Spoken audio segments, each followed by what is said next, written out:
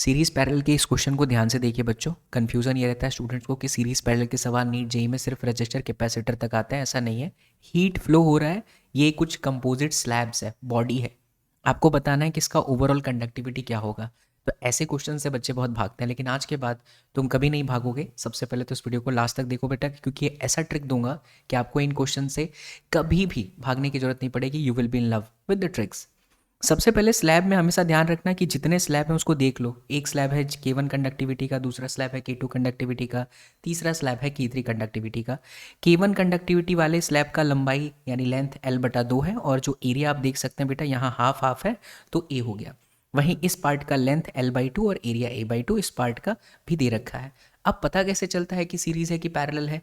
तो हमेशा हीट जब भी डिवाइड होगी तो याद रखिए वो पैरेलल कॉम्बिनेशन है। जैसे करंट डिवाइड हो जाता है तो वो पैरेलल कॉम्बिनेशन कहा जाता है। तो यहाँ से देखिए हीट आया तो इसमें जितनी हीट गई वो इन दोनों के कॉम्बिनेशन से जाएगी, लेकिन वो हीट आकर के यहाँ से अलग और यहाँ से अलग हो जाएगी। तो जब भी हीट डिवाइड हो तो वो पैरेलल कॉम्बिनेशन कहा जाता है। लिख दिया मैंने, हीट डिवाइड हो गया।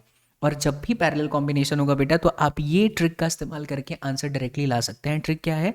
Sigma of K into area and then sigma of A, मतलब सभी K और A का मल्टीप्लीकेशन। तो देखिए यहाँ K है, एरिया A/2 है, तो हमने यहाँ पर डेटा रखा, सॉल्व किया, आंसर आ गया K2 + K3/2।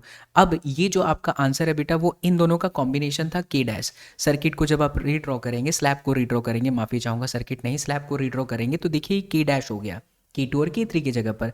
अब यहाँ से जो भी हीट फ्लो हो रही है वो डिवाइड ही नहीं होगी, मतलब ये हिस्सा और ये हिस्सा सीरीज में है। तो ये देखिए हीट फ्लो सेम होगा, नो जंक्शन, यहाँ कोई जंक्शन है ही नहीं, हीट सीधी चली गई। तो सीरीज कॉम्बिनेशन के लिए ये वाला ट्रिक का इस्तेमाल करके आप आंसर बहुत फास्ट ला सकते हैं, जो कि है sigma L upon sigma L/K, यानी स्लैब का लेंथ जोड़ो। तो देखो बेटा, स्लैब का लेंथ जोड़ा and L/2 K1 L/2 K dash. ये देखिए K डैश की वैल्यू आपने रख दी K2 + K3/2, सॉल्व करते ही आपका ये आंसर आ गया। इस ट्रिक को जरूर लिख लेना बेटा अपने नोटबुक में, क्योंकि एग्जाम के अंदर ये आ सकता है। लास्ट ईयर, रिसेंट ईयर 2025 में थर्मल प्रॉपर्टीज ऑफ मैटर से, हीट ट्रांसफर से क्वेश्चंस कम पूछे गए थे। इस साल चांसेस बढ़ सकते हैं। तो ऐसे ट्रिक्स और भी आपको मिलते रहेंगे, इसलिए चैनल पे हिस्सा जरूर बन जाइएगा। Be a part of this beautiful family and हमारे एप्लीकेशन को बेटा जरूर डाउनलोड कर लीजिएगा, क्योंकि यहीं पर मेरा लेटेस्ट नीट 90 सिलेक्शन बैच चल रहा है। It is more than a crash course. हम यहाँ पर चैप्टर्स पढ़ाते हैं, फिर चैप्टर का टेस्ट देते हैं बच्चों को, और बच्चे बहुत ही इंटरेस्टिंग तरीके से इस बैच के अंदर बेटा बहुत बढ़िया तरीके से सब कुछ कंप्लीट कराया जा रहा है। इसके अलावा आपको फिजिक्स के किसी भी क्लास 11 क्लास 12 के चैप्टर से कोई भी टॉपिक में डाउट है तो कमेंट कीजिएगा बेटा, नेक्स्ट वीडियो उसी पर आधारित होगी। And download SSV Vidyapeeth now.